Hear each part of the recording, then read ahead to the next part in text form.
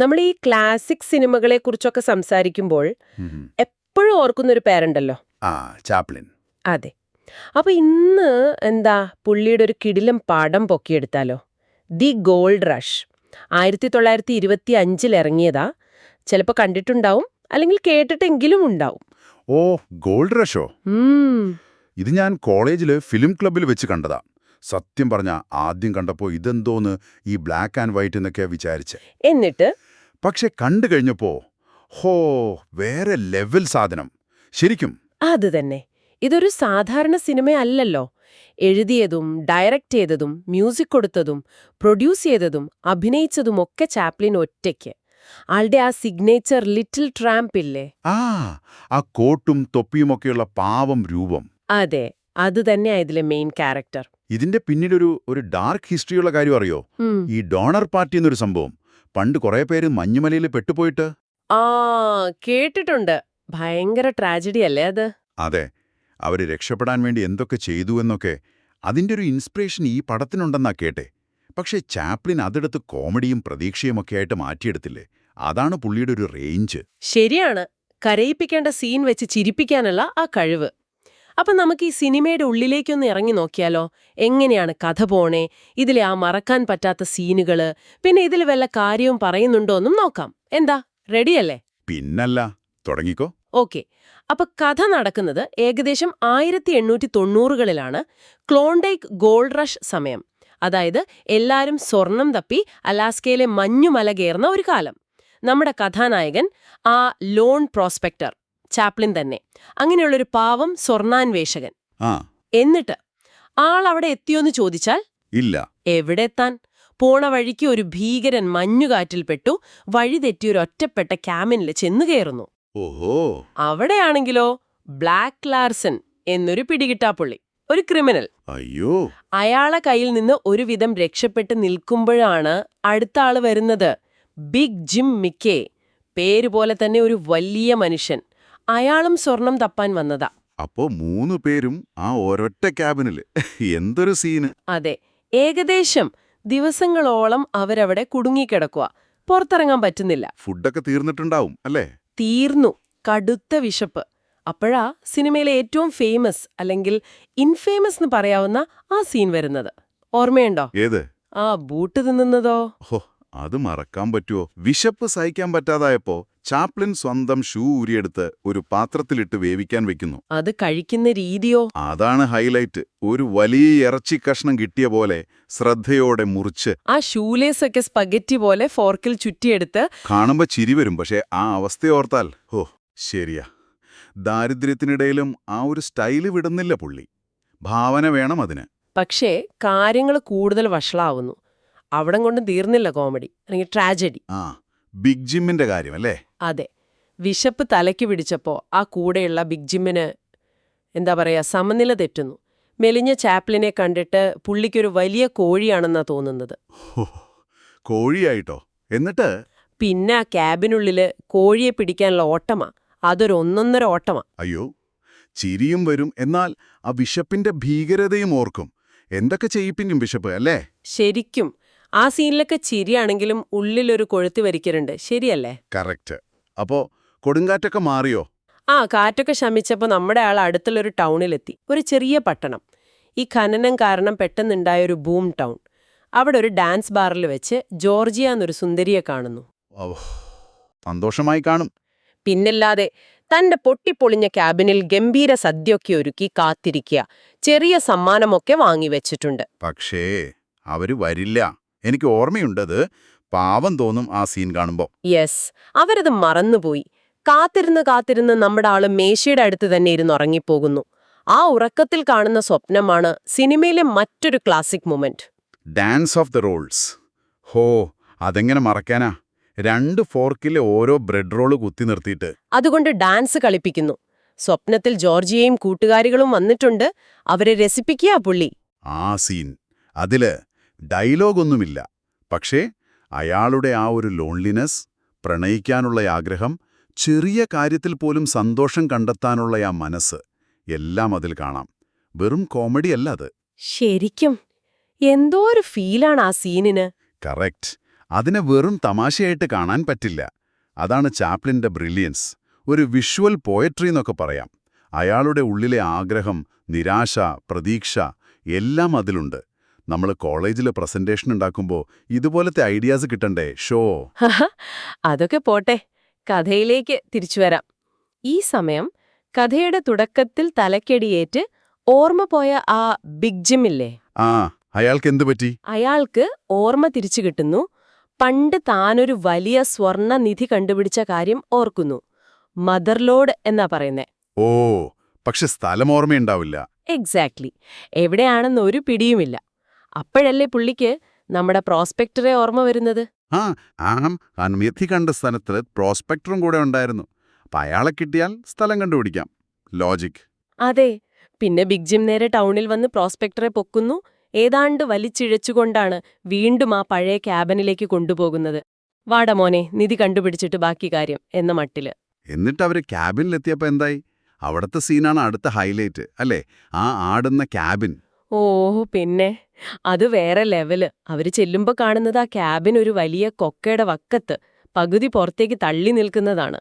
എപ്പോ വേണമെങ്കിലും താഴോട്ട് പോകാം. അതെ. അവര് രണ്ടും അകത്തുള്ളപ്പോ കാറ്റടിച്ച് ആ ക്യാബിൻ അങ്ങോട്ടും ഇങ്ങോട്ടും ഒരു ഊഞ്ഞാലാട്ടം തുടങ്ങുന്നു. ഹോ, അത് കാണുമ്പോഴുള്ള ടെൻഷൻ, ഉള്ളിലിരുന്ന് അങ്ങോട്ടും ഇങ്ങോട്ടും ഓടുന്നതും ബാലൻസ് ചെയ്യാൻ നോക്കുന്നതും, ചിരിയും വരും, പേടിയും തോന്നും. ശ്വാസം അടക്കി പിടിച്ച ആ സീൻ കാണാൻ പറ്റൂ. അത്ഭുതം തോന്നും അതെങ്ങനെ ഷൂട്ട് ചെയ്തെന്ന്. അതെ. അത് സാഹസികമായ അവസ്ഥയിൽ നിന്നാണ് രക്ഷപ്പെടാനുള്ള ശ്രമത്തിനിടയിലാണ് അവർ ആ നിധി കണ്ടെത്തുന്നത്. അതാണ് ട്വിസ്റ്റ്. ആ ക്യാബിന് തൂങ്ങി നിൽക്കുന്ന പാറയിലുണ്ട് സ്വർണം. അതെ. ഏറ്റവും വലിയ അപകടത്തിന്റെ നടുവിൽ വെച്ച് ഭാഗ്യം വരുന്നു. അതോടെ രണ്ടുപേരും ഒറ്റയടിക്ക് മില്യനർമാരായി, കോടീശ്വരന്മാർ. കഷ്ടപ്പാടിന്റെ അവസാനം. ഭാഗ്യം എന്ന് പറഞ്ഞാൽ ഇതാണ്. അതുതന്നെ. സിനിമയുടെ അവസാനം, എപ്പിലോഗ്. ഇവര് രണ്ടുപേരും വലിയ പണക്കാരായിട്ട് ഒരു ലക്ഷറി ഷിപ്പില് നാട്ടിലേക്ക് മടങ്ങുകയാണ്. നല്ല കോട്ടും സ്യൂട്ടുമൊക്കെ ഇട്ടിട്ടുണ്ട്. ആള് റിച്ചായി. പക്ഷേ നമ്മുടെ പ്രോസ്പെക്ടറെ കണ്ടാൽ ഇപ്പോഴും ആ ഒരു പാവം ലുക്കില്ലേ? കപ്പലിലെ സ്റ്റാഫൊക്കെ വിചാരിക്കുന്നത് ഇയാൾ ടിക്കറ്റ് ഇല്ലാതെ ഒളിച്ചു കയറിയ ആളാണെന്നാണ്. ഡ്രസ്സ് മാറിയാലും ആളുടെ ആ ഒരു ഇത് മാറില്ലല്ലോ. എന്നിട്ടോ? അവിടെ വെച്ചാണ് യാദൃശികമായി ആരെ കാണുന്നതെന്നറിയോ? ജോർജിയ. യെസ്, ജോർജിയയെ വീണ്ടും കാണുന്നു. അവളും അതേ കപ്പലിൽ തിരിച്ചു പോവുകയാണ്. പിന്നെ കുറച്ച് തമാശകളും തെറ്റിദ്ധാരണകളുമൊക്കെ. അവസാനം പണ്ട് താൻ ടൗണിൽ വെച്ച് കണ്ട ആ നല്ല മനസ്സുള്ള, ദയയുള്ള പാവം മനുഷ്യനാണ് ഈ കോട്ടും സ്യൂട്ടുമിട്ട പണക്കാരനെന്ന് അവൾ തിരിച്ചറിയുന്നു. അങ്ങനെ പ്രോസ്പെക്ടറുടെ ഡബിൾ ധമാക്ക. പണവും കിട്ടി, പെണ്ണിനെയും കിട്ടി. ഒരു ക്ലാസിക് ഹാപ്പി എൻഡിങ്. കൊള്ളാം, സിമ്പിൾ ആൻഡ് പവർഫുൾ. അതെ. അപ്പോ ഈ സിനിമ കണ്ടുകഴിഞ്ഞാൽ എന്താ തോന്നുന്നേ? ഇത് വെറുമൊരു കോമഡി പടം മാത്രമാണോ? കാരണം പലരും ഇതിനെ ചാപ്ലിന്റെ മാസ്റ്റർപീസ് എന്നാണ് പറയുന്നത്. ചാപ്ലിൻ തന്നെ പറഞ്ഞിട്ടുണ്ട്, ഗോൾഡ് റഷ് ഈ സിനിമയുടെ പേരിലായിരിക്കണം ഞാൻ ഓർമ്മിക്കപ്പെടേണ്ടതെന്ന്. എന്താ നിന്റെ അഭിപ്രായം? എനിക്ക് തോന്നുന്നത് ഇതിലെ ഏറ്റവും വലിയ കാര്യം പറഞ്ഞ പോലെ ആ പ്രതിസന്ധികളിലെ ചിരി തന്നെയാണ്. പട്ടിണി, കൊടും തണുപ്പ്, ഏത് നിമിഷവും മരിക്കാവുന്ന അവസ്ഥ. ഇതിനെയൊക്കെ കോമഡിയാക്കാൻ ചാപ്ലിനല്ലാതെ വേറെ ആർക്കാ ശരിക്കും പറ്റുക? ശരിയാണ്. ആ ഷൂ തിന്നുന്ന സീൻ തന്നെ പോക്ക്, അത് വെറും കോമഡിയല്ല. വിശപ്പിന്റെ ഭീകരതയെ കാണിക്കുന്നതോടൊപ്പം ആ സാഹചര്യത്തിലും അയാളുടെ ഒരു ഡിഗ്നിറ്റി, അയാളുടെ ഇമാജിനേഷനൊക്കെ അതിൽ കാണാം. ഒരു ഷൂവിനെ സ്റ്റീക്കായി കാണാൻ പറ്റണമെങ്കിൽ അമ്മാതിരി ഭാവന വേണം. അതെ അതെ. പിന്നെ ആ റോൾ ഡാൻസ്, ഒറ്റയ്ക്കിരുന്ന് സ്വപ്നം കാണുന്നത്, അത് തമാശയല്ല, ശരിക്കും ഉള്ളിൽ തട്ടുന്ന ഒന്നാണ്. ഒറ്റപ്പെടൽ, പ്രണയം, ഇല്ലാത്ത കാര്യങ്ങളെക്കുറിച്ച് സ്വപ്നം കാണുന്നത് നമ്മളൊക്കെ ചെയ്യാറുള്ള കാര്യമല്ലേ? ആ ആടിന ക്ലാബിൻ സീൻ, ഹോ, സ്ലാപ്സ്റ്റിക് കോമഡിയുടെ ഒരു എക്സ്ട്രീമാണത്. ടെൻഷനും കോമഡിയും ഒരുമിച്ച്, ഏറ്റവും പേടി തോന്നുന്ന അവസ്ഥയിലും എങ്ങനെ ചിരിപ്പിക്കാമെന്നുള്ളതിൻ്റെ ബെസ്റ്റ് എക്സാമ്പിൾ. നമ്മളിപ്പോൾ ഈ പ്രോജക്റ്റ് ഡെഡ്ലൈൻ വരുമ്പോഴുള്ള ടെൻഷനൊക്കെ ഇതിന്റെ മുന്നിൽ എന്താ, അല്ലേ? ശരിയാണ്. പിന്നെ മറ്റൊന്ന്, ട്രാംപ് എന്ന സാധാരണക്കാരൻ. ഈ പ്രോസ്പെക്ടർ ഒരു ടിപ്പിക്കൽ അണ്ടർഡോഗ് അല്ലേ? പ്രകൃതിയുടെ ശക്തി, മനുഷ്യന്റെ പണത്തിനോടുള്ള ആർത്തി, ആൾക്കാരുടെ പുച്ഛം. പ്രത്യേകിച്ച് ജോർജിയയും കൂട്ടുകാരിയാൽ ആദ്യം കാണിക്കുന്നത്. അതെ, എല്ലാത്തിനോടും പൊരുതി നിൽക്കുന്നൊരാള്. പക്ഷെ എത്ര പ്രശ്നം വന്നാലും ഒരു പോസിറ്റീവ് ആറ്റിറ്റ്യൂഡ് ഉണ്ട് പുള്ളിക്ക്. ആ ഒരു നിഷ്കളങ്കത, ഉള്ളിലെ നന്മ. അതുകൊണ്ടാണ് നമുക്കൊക്കെ അയാളെ ഇഷ്ടപ്പെടുന്നത്. നമ്മളിൽ പലർക്കും റിലേറ്റ് ചെയ്യാൻ പറ്റുന്ന ഒരാള്, എന്തോ ഒരു കണക്ഷൻ തോന്നും. കറക്റ്റ്. ആ ക്യാരക്ടറിന് ഒരു യൂണിവേഴ്സൽ അപ്പീലുണ്ട്. പിന്നെ ഇതിൽ കുറച്ച് സാമൂഹിക വിമർശനവും ഒളിപ്പിച്ചു വെച്ചിട്ടുണ്ടോ, ശ്രദ്ധിച്ചിട്ടുണ്ടോ? സട്ടിലായിട്ട്. പറ. ഒന്ന്, ഈ ഗോൾഡ് റഷ് എന്ന സംഭവത്തിന്റെ തന്നെ ഒരു പൊള്ളത്തരം കാണിക്കുന്നുണ്ട്. നമ്മുടെ പ്രോസ്പെക്ട് സ്വർണം കണ്ടെത്തുന്നത് ഭയങ്കരമായി കഷ്ടപ്പെട്ടിട്ടോ ബുദ്ധി ഉപയോഗിച്ചിട്ടോ ഒന്നുമല്ലല്ലോ. അല്ല, തികച്ചും യാദൃച്ഛികമാണ്. ലക്ക്. അതെ, ജീവൻ രക്ഷിക്കാൻ നോക്കുമ്പോൾ കിട്ടുന്നതാണ്. കഷ്ടപ്പെട്ടാൽ കൂലി കിട്ടും എന്നൊക്കെയുള്ള തത്വം ഇവിടെ വർക്കാവുന്നില്ല. ലക്കാണ് മെയിൻ. ഒരു തരത്തിൽ പറഞ്ഞാൽ ആ അമേരിക്കൻ ഡ്രീം എന്ന സംഭവത്തെ ചെറുതായിട്ടൊന്ന് ട്രോളിയെന്ന പോലെ എനിക്ക് തോന്നി. ആ ഒരു പോയിന്റ് ഉണ്ട്. പിന്നെ ആ കപ്പലിലെ സീൻ, പുള്ളി കോടീശ്വരനാണെന്ന് അറിയുന്നതുവരെ ആരും മൈൻഡ് ചെയ്യുന്നില്ല. സ്റ്റാഫൊക്കെ പുച്ഛിക്കുന്നു. ശരിയാ. ഡ്രസ്സും പൈസയും നോക്കിയാണ് ആൾക്കാരെ വിലയിരുത്തുന്നത് എന്നൊരു സത്യം. അവസാനം ജോർജിയ തിരിച്ചുവരുന്നതും അയാള് പണക്കാരനായതിനു ശേഷമാണല്ലോ. അത് കാണുമ്പോൾ നമ്മൾ ചിന്തിക്കില്ലേ, സ്നേഹത്തിനും പണത്തിനും തമ്മിലെന്താ ബന്ധമെന്ന്?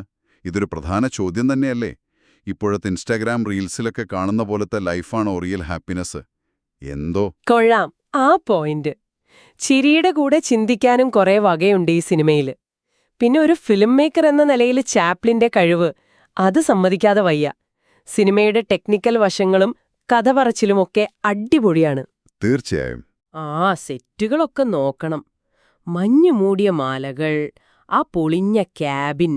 അന്നത്തെ കാലത്ത് അതൊക്കെ ഉണ്ടാക്കിയെടുക്കുന്നത് ചെറിയ കാര്യമല്ല. ഭയങ്കര റിയലിസ്റ്റിക് ആയിട്ടുണ്ട്. ശരിയാ. പിന്നെ കഥ പോകുന്ന ഫ്ലോ നോക്കിയേ. അതിജീവനം, പിന്നെ റൊമാൻസ്, പിന്നെ വീണ്ടും സാഹസികത, അവസാനം ഹാപ്പി എൻഡിങ്. എല്ലാം നല്ല ഒഴുക്കില് പോകുന്നുണ്ട്. ഒരു ലാഗ് ഫീലില്ല. അതെ, എൻഗേജിംഗ് ആണ്. പ്രത്യേകിച്ച് ഓർക്കേണ്ടത് ഇതൊരു സൈലന്റ് ഫിലിമാണെന്നതാണ്. ഡയലോഗില്ല. മുഖഭാവം കൊണ്ടും ആക്ഷൻ കൊണ്ടും മാത്രം ഇത്രയും കാര്യങ്ങൾ, ഇത്രയും ഇമോഷൻസ് നമ്മളിലേക്ക് എത്തിക്കാൻ പറ്റുക എന്ന് പറഞ്ഞാല് അത് വേറെ ലെവൽ സ്കില്ല് തന്നെയാ. നമ്മളിപ്പോൾ വാട്സാപ്പില് ഒരു സ്റ്റിക്കർ ഇട്ടാലേ ഫീലിംഗ്സ് കൺവേ ചെയ്യാൻ പറ്റുന്നുള്ളൂ പലപ്പോഴും. അപ്പൊ ഇതാലോചിച്ച് നോക്കിയേ. കറക്റ്റ്. അതുകൊണ്ടാണ് ഈ പടം ഇപ്പോഴും ഒരു ക്ലാസിക്കായിട്ട് നിൽക്കുന്നത്. വെറുതെ കണ്ട് ചിരിച്ചു പോകാനുള്ളതല്ല, അതിൽ കൂടുതൽ എന്തോ ഉണ്ട്. അപ്പോ ചുരുക്കി പറഞ്ഞാൽ ദ ഗോൾഡ് റഷ് ഒരു സാധാരണ കോമഡി പടം മാത്രമല്ല, അതിജീവനത്തിന്റെയും സ്നേഹം തേടുന്നതിന്റെയും അംഗീകാരം ആഗ്രഹിക്കുന്നതിന്റെയുമൊക്കെ കഥയാണ്. മനുഷ്യന്റെ ഏറ്റവും ബേസിക്കായ കാര്യങ്ങള്, അല്ലേ? അതെ. ഏറ്റവും മോശം അവസ്ഥയിലും ചിരിക്കാൻ ഒരു കാരണം കണ്ടെത്തുക, ഒരു നൂറ്റാണ്ട് കഴിഞ്ഞിട്ടും നമ്മളെ പിടിച്ചിരുത്തുന്ന ഒരു കഥയും കഥാപാത്രത്തെയും ഉണ്ടാക്കുക, അതിനുള്ള ചാപ്ലിന്റെ കഴിവിന് ഏറ്റവും വലിയ ഉദാഹരണമാണ് ഈ സിനിമ. വെറുതെ അല്ല പുള്ളി ഒരു ലെജൻഡായത്. നിങ്ങൾ ഇത് കേൾക്കുന്നവർക്കായി ഒരു ചോദ്യം കൂടി ചോദിച്ചിട്ട് നിർത്താം. ഈ സിനിമയിലെ പോലെ നമ്മുടെയൊക്കെ ജീവിതത്തിൽ ലക്ക് അല്ലെങ്കിൽ ഭാഗ്യത്തിന് എത്രത്തോളം റോളുണ്ട്? കഷ്ടപ്പെട്ട് പഠിച്ചിട്ടും പരീക്ഷയ്ക്ക് തലേന്ന് പഠിച്ചോണ്ട് പോയവന്റെ അത്ര മാർക്ക് കിട്ടാതെ വരുമ്പോ നമ്മൾ ഈ ഭാഗ്യത്തെ പഴിക്കാറില്ലേ? സ്ഥിരം സംഭവമാത്. അപ്പോ കഠിനാധ്വാനമാണോ ഭാഗ്യമാണോ അവസാനം ജയിക്കുന്നത്? അതോ രണ്ടും വേണോ? പിന്നെ ഈ ഡയലോഗൊന്നുമില്ലാതെ വെറും കാഴ്ച കൊണ്ട് ഇത്രയും കാര്യങ്ങൾ പറയാൻ ഇപ്പോഴത്തെ സിനിമകൾക്ക് പറ്റുന്നുണ്ടോ? എന്താ തോന്നുന്നത്? ഒന്നാലോചിച്ചു നോക്കണേ. നല്ല ചോദ്യം. ചിന്തിക്കാൻ ഒരുപാടുണ്ട്. അപ്പോ ഇന്നത്തെ ഈ സിനിമ ചർച്ച കേട്ട നിങ്ങൾക്കെല്ലാവർക്കും നന്ദി. അടുത്ത തവണ വേറൊരു ടോപ്പിക്കുമായിട്ട് കാണാം. ബൈ. ശരി, ബൈ.